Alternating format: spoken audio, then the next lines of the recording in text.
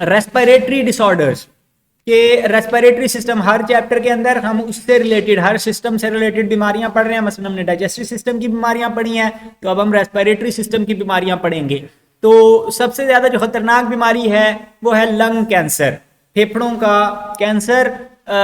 ये होता है एक्सपोजर टू अनहेल्दी एयर की वजह से। हवा जो पोल्यूटेड हो, जिसके अंदर स्मोक हो, पोल्यूटेंट्स हो, उनकी वजह से जाहिर है अब वो फेफड़े, बहुत सारा सरफेस एरिया, बहुत सारे सेल्स, जो गंद आप सांस ले रहे हैं जिसमें, वो सारा फेफड़ों में जाएगा। हर सेल के साथ छेड़खानी हो सकती है। उनमें से एक सेल को भी गुस्सा आ गया और वो कैंसर में कन्वर्ट हो गया तो वो आपकी जान ले सकता है, डेथ हो सकती है उसकी वजह से। तो लंग्स की इंतहाई सीरियस डिजीज है, जिसकी वजह से मतलब मौत का एक मेजर रीजन है। कैंसर या कार्सिनोमा हम कहते हैं मलिग्नेंट ट्यूमर्स को। मलिग्नेंट ट्यूमर ऐसे ट्यूमर्स होते हैं जो मल्टीप्लाई कर सकते हैं और बॉडी में फैल सकते हैं। मलिग्नेंट का मतलब होता है जो बॉडी में एक जगह से दूसरी जगह जाकर फैल सके। नॉर्मली क्या होता है कि फेफड़े के सेल का कोई काम नहीं है कि वो उठ के जाए और गुर्दे में बैठ जाए या दिमाग में जाके बैठ जाए, लेकिन मलिग्नेंट ट्यूमर्स एक जगह से उठते हैं दूसरी जगह, दूसरी जगह से उठते हैं तीसरी जगह, जाकर मल्टीप्लाई करना शुरू कर देते हैं। ट्यूमर ऐसे सेल्स को कहते हैं जो आपकी बॉडी की रिक्वायरमेंट के मुताबिक मल्टीप्लाई नहीं करते, बल्कि अनकंट्रोलेबली मल्टीप्लाई करना शुरू कर दें। तो मतलब नॉर्मली क्या है कि आपकी उंगलियों के सेल्स की तादाद फिक्स है कि जी उंगली ने इतना ग्रो करना है। ये नहीं हो सकता कि इधर से इधर को ग्रो करना शुरू कर दे, अपनी इस मर्जी से कोई सेल उठे वो कहे मैंने यहाँ पे ताजमहल बनाना है, वो पूरा डिजाइन बनाना शुरू कर दे, ऐसा नहीं होता। ठीक है, तो हर सेल का अपना फिक्स है कि उसने इतना इधर जाके इतनी दफा मल्टीप्लाई करना है। बाज सेल्स अलबत्ता वो किसी के उकसाने में आके, कोई आपके जनाब आपकी सिगरेट की स्मोक थी या कोई वो स्मॉग थी या और दूसरे पोल्यूटेंट्स हवा में शामिल थे, तो उनके उकसाने में आकर वो बॉडी की बात मानना छोड़ देते हैं और फिर वो जिधर मर्जी उनका दिल करता है उधर मल्टीप्लाई करना शुरू कर देते हैं। वहां से उठते हैं किसी और ऑर्गन में जाकर मल्टीप्लाई करना शुरू कर देते हैं। अब चूंकि स्किन वगैरह तो हमारी मुकम्मल तौर पे कवर्ड है, तो उधर से कोई बाहर की चीज आकर आपकी बॉडी को उकसा नहीं सकती, लेकिन फेफड़ों के जरिए से बहुत सारी चीज, खुली सरफेस है अंदर, तो उधर से बहुत सारे सेल्स जो है वो उनके साथ छेड़खानी हो सकती है, तो वो कैंसर काजिंग केमिकल्स अंदर जाकर नुकसान पहुंचा सकते हैं। तो वो लोकली एक्सपैंड करना शुरू कर देते हैं और फिर दूसरे टिश्यूज में जाकर मेटास्टेसिस शुरू कर देते हैं, यानी कि वो एडवांस स्टेज कैंसर की आ जाती है। मेटा का मतलब होता है एडवांस, स्टेसिस कंडीशन स्टेट के लिए है, तो एडवांस स्टेज कैंसर की आ जाती है कि एक जगह से दूसरी जगह फैलना शुरू कर देते हैं और इसको हम कैंसर कहते हैं। और उसकी वजह से सांस लेने के लिए जो इलाके हैं वो ब्लॉक हो जाते हैं। मतलब वो जो एक जगह पर अगर वो ग्रो करना शुरू कर गया तो आगे जितने एल्वेलाई थे उनको हवा की सप्लाई नहीं हो सकेगी और फिर उसकी वजह से लंग का मेजर पोर्शन डिस्ट्रॉय हो सकता है। मेजर काज लंग कैंसर का तकरीबन 90% केसेस में स्मोकिंग है, यानी कि ज्यादातर लोगों को सिगरेट पीने की वजह से कैंसर होता है। दूसरे लोगों की निस्बत 10 गुना ज्यादा है, यानी कि कैंसर स्मोकर्स के अंदर 10 गुना ज्यादा होता है दूसरों से। और जो सिगरेट की स्मोक है उसमें 10 कम से कम ऐसे केमिकल्स हैं, वैसे ज्यादा हैं लेकिन यहाँ पे 10 लिखे हुए हैं, तो ऐसे केमिकल्स हैं जो सेल्स को कैंसर कर सकते हैं। सिगरेट की स्मोक में पाए जाते हैं, तार या तंबाकू के अंदर जो कालक निकलती है, धुआं जो निकलता है उसके अंदर पाए जाते हैं और वो सेल्स को कैंसर का बाइस बनते हैं। यहाँ पर आपको एक हेल्दी, राइट साइड पे हेल्दी लंग दिखाया हुआ है और दिल है यहाँ पर, ये हेल्दी लंग है, उसका कलर आप देख सकते हैं। और ये एक स्मोकर का लंग है, ये आम स्मोकर है, मतलब ये भी नहीं कि कोई बहुत ज्यादा स्मोकर हो, लेकिन वो सिगरेट से जो धुआं आ रहा है साल हर साल आ रहा है, तो वो धुआं अंदर जमा होता जाता है और फेफड़े बिल्कुल स्याह रंग के हो जाते हैं। एक और फेफड़ों से रिलेटेड बीमारी ट्यूबरक्लोसिस है। अब ट्यूबरक्लोसिस मुख्तलिफ वजूहात की बिना पर हो जाती है। मिसाल के तौर पे माइकोबैक्टीरियम ट्यूबरक्लोसिस की वजह से होती है। माइकोबैक्टीरियम एक तरह का बैक्टीरियम है जो ट्यूबरक्लोसिस काज करता है। इसकी वजह से भी लंग्स को डैमेज होता है, खांसी आती है आपको और बुखार चढ़ जाता है। गरीब लोगों के अंदर अमूमन ज्यादा होती है, जहाँ जो लोग पुअर अनहाइजेनिक कंडीशंस के अंदर रह रहे हों, साफ इलाके में ना रह रहे हों, खुराक उनकी अच्छी ना हो, सफाई सुथराई का इंतज़ाम ना हो, तो उन लोगों में ये बैक्टीरियम आसानी के साथ फैलता है। अगर किसी बंदे को टीबी है और वो खांसता है तो वो टीबी ट्रांसफ़र हो सकती है किसी ऐसे बंदे को जो हेल्दी था पहले। तो एक घर में एक बंदे को है तो वो मल्टीपल लोगों को खांसने से फैल सकती है। बैक्टीरियम यहाँ पे आपको दिखाया हुआ है, सांस के जरिए से फैलती है। प्रॉपर ट्रीटमेंट, प्रॉपर इलाज इसका अवेलेबल है एंटीबायोटिक्स के जरिए से, लेकिन फिर वो एंटीबायोटिक्स का असूल ये होता है कि जब आप एक दफ़ा एंटीबायोटिक्स का कोर्स शुरू करते हैं तो वो पूरा कंप्लीट होना चाहिए। जितनी डोज डॉक्टर ने रिकमेंड की है वो 100% कंप्लीट हो, ताकि सारे जरासीम मर जाएं, क्योंकि ये जाकर फेफड़ों में छुप कर बैठ जाते हैं। थोड़ी बहुत दवाई आपने ले ली तो वो वहाँ पे छुपे रहेंगे, मरेंगे नहीं, फिर दोबारा निकल आएंगे और उसकी वजह से वक्त के साथ साथ ढीठ भी हो जाएंगे।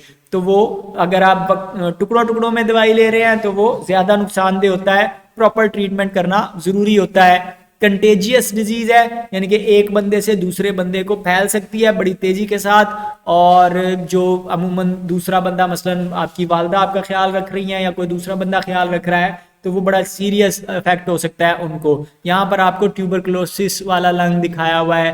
यहाँ पर आप बड़े बड़े से ये सुराख बने हुए देख सकते हैं। ओवरऑल टेक्सचर भी चेंज हो चुका है फेफड़ों का। हाँ जी, इसको टीबी कहते हैं तिपेदिक उर्दू में। फिर एस्थमा है। एस्थमा कहते हैं सीवियर पैरोक्सिज्म। पैरोक्सिज्म कहते हैं दौरा पड़ना, और मतलब बेसिकली अचानक से आपको ब्रेथलेसनेस का दौरा पड़ता है कि आपको सांस नहीं आ रहा, एकदम से आपको सांस लेने में मुश्किल हो जाती है, और फिर उसके बाद यानी कि थोड़ी देर आप बड़ा शदीद खांसते हैं और फिर उसके बाद थोड़ी देर बाद आपको बिल्कुल सुकून आ जाता है, रिलैक्स हो जाते हैं आप, और थोड़े थोड़े वक्फे के बाद आपको दोबारा से खांसी के दौरे पड़ते हैं। ओवरऑल आपको फ्लू वगैरह या दूसरी ऐसी अलामात नहीं होती, बस खांसी आती है। तो ये अमूमन हो सकता है एलर्जिक रिएक्शन की वजह से, किसी खास केमिकल या हवा में मौजूद किसी खास चीज़ की वजह से आपको एलर्जी होती है, आपकी बॉडी उसके खिलाफ रिएक्शन शुरू कर देती है। हालांकि वो कोई ऐसी चीज़ नहीं होती जिससे आपको कोई नुकसान की उम्मीद हो। मिसाल के तौर पे किसी जानवर की फर वगैरह के साथ हो सकती है, या डस्ट की वजह से हो सकती है, या ये अब गंदुम की कटाई का मौसम आएगा तो वो गंदुम की कटाई जब हो रही होती है तो हवा में वो उसके ज़र्रात उड़ रहे होते हैं, या सर्दियों का मौसम आएगा तो बाज़ किस्म के पौधों के पॉलन ग्रेन्स वो उड़ रहे होते हैं हवा में, या बाहर के मौसम में पॉलन ग्रेन्स उड़ रहे होते हैं तो वो पॉलन ग्रेन्स या स्पोर्स या ह्यूमिडिटी या पोल्यूशन, कोई भी ऐसी चीज़ हो सकती है जो जाए बॉडी के अंदर।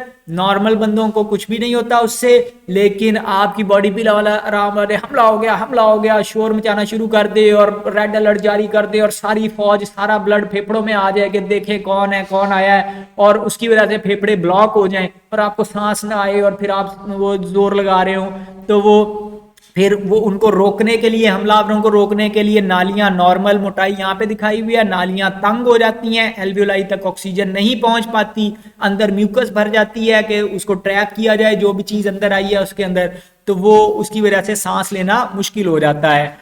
तो स्पेस्मोडिक कॉन्ट्रैक्शन ऑफ ब्रोंक्यूल्स होता है कि वो जो सबसे छोटी नालियां हैं वो स्पेज्म में आ जाती हैं, वो अकड़ जाती हैं अंदर और कॉन्ट्रैक्ट कर जाती हैं, वो अंदर किसी चीज़ को सांस जाने ही नहीं देती, और इन्फ्लेमेटरी केमिकल्स प्रोड्यूस हो रहे होते हैं, यानी कि जो जिनकी वजह से इन्फ्लेमेशन होती है, वही अलार्म बज जाते हैं बॉडी के। इन्फ्लेमेशन कहते हैं जब वो शहद की मक्खी डंग मारती है तो वो इलाका सुर्ख हो जाता है।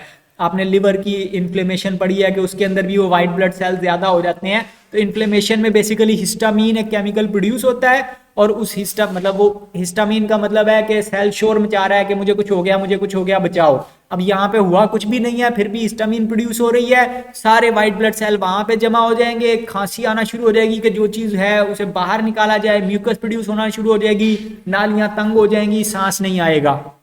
तो वो जनाब फिर लोग इन्हेलर यूज़ करते हैं, वो इन्हेलर ज़बरदस्ती वो नालियों को वापस रिलैक्स करने का काम करता है। फिर है एम्फिसीमा। एम्फिसीमा कहते हैं ब्रेक डाउन ऑफ एल्वियोलाई को। अब क्या होता है कि ओवरऑल आपने देखा पहले भी कि एल्वियोलाई हैं तो वो एक नाली आ रही है और आगे वो अंगूरों के गुच्छे की तरह काफ़ी सारे एल्वियोलाई उसके साथ जुड़े हुए हैं। ये यहाँ पे आपको नॉर्मल वो गुब्बारे आगे दिखाए हुए हैं। अब ये ओवरऑल दीवारें उसके अंदर पार्टीशंस बनी हुई हैं और उन पार्टीशंस की वजह से बहुत ज़्यादा सरफेस एरिया है। अगर बीच में से ये दीवारें टूट जाएं और अंदर से वो खोखला हो जाए, पूरा ये जो गुब्बारों का स्ट्रक्चर था ये अंदर से सारा खोखला हो जाए, तो एक बड़ा गुब्बारा बन जाएगा। अब वो अंदर वाली दीवारें खत्म हो गई तो उतना सरफेस एरिया कम हो गया। जब सरफेस एरिया कम हो गया तो ऑक्सीजन एब्जॉर्ब करने के लिए जगह बाकी नहीं बची, तो इसको हम एम्फिसीमा कहते हैं। और ये अमूमन स्मोकर्स के अंदर कॉमनली होता है। स्मोक की वजह से वो गंद बला उन दीवारों के ऊपर जमा होता रहता है, कालक जमा होती रहती है, उसकी वजह से वो दीवारें कमजोर हो जाती हैं, अल्टीमेटली खांसने की वजह से वो टूट जाती हैं, एल्वियोलाई बस्ट हो जाते हैं। तो इरिटेंट्स की वजह से स्मोकर्स का वो मखसूस खांसी होती है, जो मतलब स्मोकर्स की खांसी डॉक्टर पहचान जाते हैं कि ये बंदा स्मोकिंग करता है और ये बंदा नहीं करता है। वो मतलब लंग्स की खास तरह का रिएक्शन आता है उसका, तो उसकी वजह से एल्वियोलाई बस्ट हो जाते हैं। ओवरऑल ऑक्सीजन एब्जॉर्ब करने वाली सरफेस कम हो जाती है, जिसकी वजह से ब्लड मुकम्मल तौर पे ऑक्सीजनेट नहीं हो सकता। और थोड़ा सा आप चंद सीढ़ियां चढ़ लें या थोड़ा सा चल के आए तो आपका सांस चढ़ जाता है, शॉर्टनेस ऑफ ब्रेथ होती है, सांस आना बंद हो जाता है आपको, और एयरवेज ऑब्स्ट्रक्ट हो सकती हैं। वो जो अंदर यानी कि दायरा जब वो बस्ट होते हैं तो उसकी वजह से भी वो रिएक्शन शुरू हो जाता है, इन्फ्लेमेशन शुरू हो जाती है और नालियां उसकी वजह से ब्लॉक हो सकती हैं, तो वो मजीद सीरियस मसला बन सकता है। एल्वेलाई अल्टीमेटली कोलैप्स कर जाते हैं और उनमें सांस फिर वो ऑक्सीजन एब्जॉर्ब करने की कैपेसिटी नहीं रहती।